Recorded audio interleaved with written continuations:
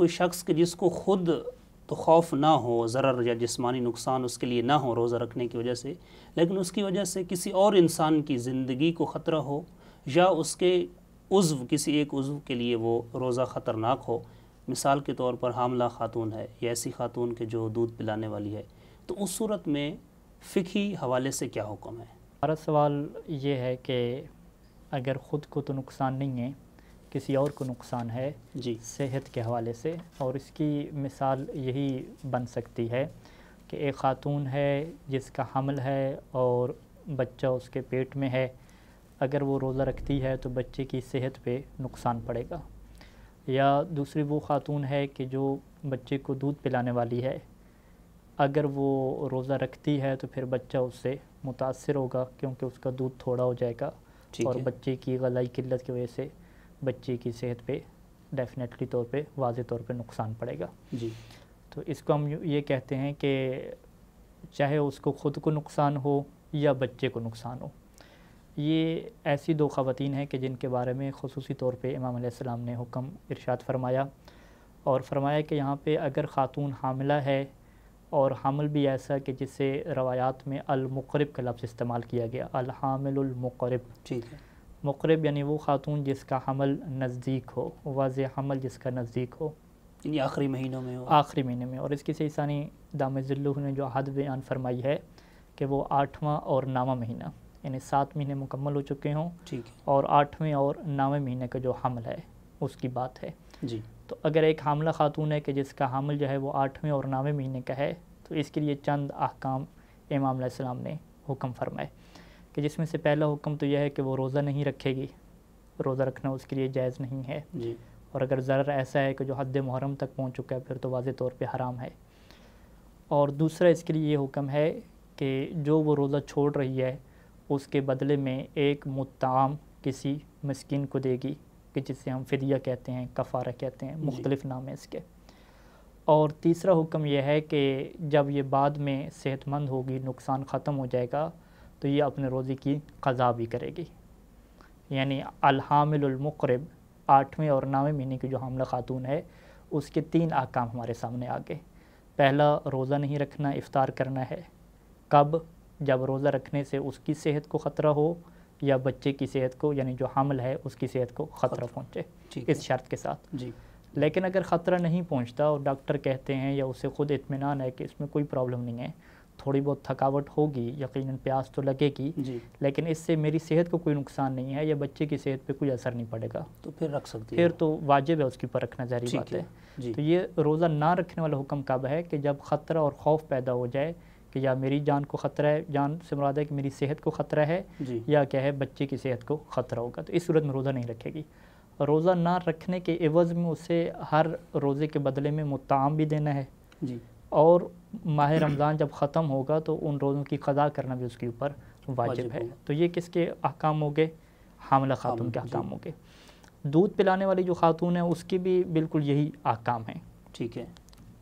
دودھ پلانے والے کے یہی احکام ہے، لیکن وہاں پہ ایک چیز جو ہے وہ ضروری ہے کہ اس کے پاس کوئی اور آپشن نہ ہو. یعنی کیونکہ بچے کو دودھ پلانے کی وجہ سے بچے کی صحت پہ اثر کب پڑے گا کہ اگر وہ دودھ نہیں پلائے گی بلکہ پلائے گی اور روزہ رکھے گی تو اس کا دودھ تھوڑا ہو جائے گا، بچے کی غذائی جو ہے وہ کمی پیدا ہو جائے گی، اس کو نقصان پہنچے گا. تو اگر کوئی اور آپشن نہ ہو تو پھر اس کے لیے یہ حکم ہے کہ وہ روزہ نہیں رکھے گی. اور آپشن یعنی اور آپشن سے کیا مراد ہے؟ جو ایک روایت ہے ہمارے پاس، علی بن مازیار کی روایت ہے کہ جب اس نے امام علیہ السلام کو ایسی خاتون کے بارے میں لکھا تھا کہ جس کا بچہ ہے، تو امام علیہ السلام نے ایک جواب لکھا تھا، وہ جواب میں ناظرین کی خدمت میں پڑھ دیتا ہوں. تو امام علیہ السلام فکاتبہ، یعنی امام علی نقی علیہ السلام ہیں کہ جنہوں نے جو ہے وہ علی بن مازیار کو وہ جو اس نے سوال کیا کہ ایک خاتون ہے وہ اپنے بچے کو دودھ پلاتی ہے، اور اس نے یہ بھی لکھا تھا کہ ماہ رمضان کا مہینہ ہے، اگر وہ دودھ پلاتی ہے تو بعض کا اس کے اوپر بے ہوشی طاری ہو جاتی ہے، اتنی کمزور ہے اور کوئی اس کے پاس ذریعہ بھی نہیں ہے. تو امام نے ایک جواب لکھا، امام نے فکاتبہ ان کانت ممن یمکنھا اتخاذ ذئر استرضعت لولدھا، اگر اس خاتون کے لیے ممکن ہے کہ کوئی اور خاتون کسی اندایا کا انتظام کرے، کسی اور خاتون کا انتظام کرے کہ استرضعت لولدھا، کہ جو اس کے بچے کو دودھ پلائے. ٹھیک ہے. وہ اتمت، تو اس صورت میں اس کے لیے یہی ذمہ داری ہے کہ وہ اتمت صیامہا، تو یہ خاتون اپنا روزہ مکمل کرے گی. وَإِنْ كَانَ ذَلِكَ لَا يُمْكِنُهَا، اگر اس کے لیے ایسا کرنا ممکن نہیں ہے، یعنی کوئی اور آپشن اس کے پاس نہیں ہے کہ کوئی اور خاتون اسے دودھ پلائے، تو افطرت، تو پھر یہ خاتون کیا کرے گی؟ افطار کرے گی، روزہ نہیں رکھے گی. وَأَرْضَعَتْ وَلَدَهَا، اور اپنے بچے کو خود دودھ پلائے گی. وَقَضَتْ صِيَامَهَا مَتَىٰ مَا أَمْكَنَهَا، اور روزے کی قضا بھی کرے گی جب تک کیا اس کے لیے ممکن ہوگا. معذرت سے میرے ذہن میں ایک سوال آ رہا ہے، آپ کی بات لی میں نے کہ حضرت امام علی نقی علیہ السلام کی جو روایت آپ نے بیان فرمائی، اس میں امام نے یہ ذکر فرمایا ہے کہ اگر اس خاتون کے پاس آپشن نہ ہو، اور آپشن سے مراد امام نے ذکر کیا یعنی کوئی اور عورت نہ ہو. آج ہمارے پاس اگر کوئی دایا نہیں بھی ملتی تو بہت سارے وسائل ہیں، یعنی ڈبے کا دودھ ہے یا کسی اور جانور کا دودھ بھی مہیا ہو سکتا ہے. تو کیا یہ بھی اس میں ممکن ہے کہ جی بالکل، کیونکہ اس دور میں تو ایک یہی آپشن ہوا کرتا تھا، تو اسی آپشن کی وجہ سے امام علیہ السلام نے فقط اسی آپشن کا ذکر فرمایا. جبکہ ابھی جو فقہا کے فتاوی ہیں اس میں سے سیستانی دامغلو نے کیا لکھا ہے کہ وَالْأَحْوَةُ لُزُومًا عَلَى صُورَةِ انحصار الارضاء بها، منہاج کی عبارت ہے کہ احتیاط لازم ہے کہ اختصار فقط اسی صورت پہ کیا جائے کہ جب یہ منحصر ہو چکا ہو کہ فقط یہی اسے اپنا دودھ پلا سکتی ہے، فقط ماں میں منحصر ہو. اور پھر کہا کہ کوئی اور طریقہ نہ ہو. کون سا طریقہ نہ ہو؟ وَلَوْ بِالْإِرْضَاءِ الصِّنَاعِي، الارضاء الصِّنَاعِی کسے کہتے ہیں؟ یہی آج کل کا طریقہ کہ یہی ڈبے کا دودھ استعمال کریں، ٹھیک ہے، فیڈر کا استعمال کریں. تو اگر فیڈر کا استعمال، ڈبے کا دودھ افطار کرنا ممکن ہے، یا کہا ہے کہ اور بھی کوئی آپشن ہو سکتا ہے، کسی اور طریقے سے ممکن. بالتبعیض کی مثال دی، تبھی یعنی کچھ یہ خاتون خود پلائے، کچھ کیا ڈبے کا دودھ پلائے، اس طریقے سے کیا ہے سسٹم چل سکتا ہے. تو یہی سسٹم چلایا جائے گا، ٹھیک ہے، اور اس کے پاس پھر آپشن افطار کا نہیں آئے گا. اچھا، اس میں معذرت سے وہ بچہ بھی آئے گا، ایسا بچہ کہ جو بچہ دودھ بھی پی رہا ہے اور ساتھ خوراک بھی وہ کھا رہا ہے، تو یہاں یہ بھی سید کی عبارت سے یہ ممکن ہے کہ ہم استفادہ کریں کہ بھائی جی ہر بچہ. معیار کیا ہے کہ اگر یہ خاتون روزہ رکھے گی تو اس کی روزہ رکھنے کی وجہ سے بچے کی صحت پہ نقصان پڑے گا. کیونکہ ابھی ہم نے جب سوال اٹھایا ہم نے کیا کہا کہ ابھی ہم اس ضرر کی بحث کر رہے ہیں، اس نقصان کی بحث کر رہے ہیں جو انسان خود کو نہیں پہنچ رہا، دوسرے کو پہنچ رہا ہے. تو بچہ چاہے بڑا ہے، چھوٹا ہے، چاہے وہ ساتھ جو ہے وہ دیگر غذائیں بھی کھا رہا ہے، بس دیکھنا یہ ہے کہ اگر یہ خاتون دودھ پلانا روزہ رکھے گی تو اس کے دودھ میں کمی آئے گی. کمی آنے کی وجہ سے کیا بچے کو ایفیکٹ ہوگا، بچے کی صحت پہ اثر پڑے گا یا نہیں پڑے گا. اگر بچے کی صحت پہ اثر پڑے گا تو پھر یہ پوچھا جائے گا کہ کیا کوئی اور ذریعہ ممکن ہے، فیڈر کا ذریعہ، کوئی اور خوراک کا ذریعہ، کوئی اور خاتون دودھ پلانے والی. اگر وہ ذریعہ بھی ممکن نہیں ہے یا بہت زیادہ اس کے اوپر اخراجات ہیں جو یہ برداشت نہیں کر سکتے، تو پھر یہ آپشن آئے گا کہ آپ وہ افطار کر دیں اور روزہ نہیں رکھیں گے. جب روزہ نہیں رکھیں گے تو ان کے اوپر کیا ہوگا؟